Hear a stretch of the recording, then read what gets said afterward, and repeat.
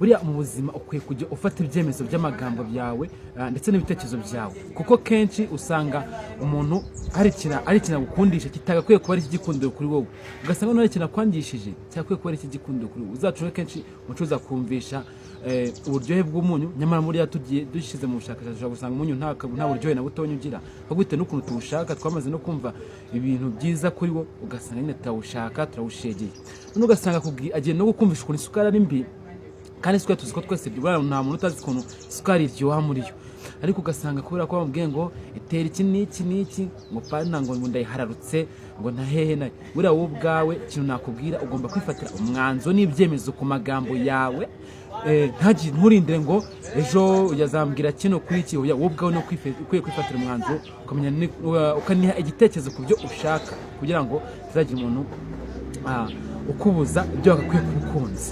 Make sure ko subscribe cyangwa se follow kuri TikTok ni Afro Kids.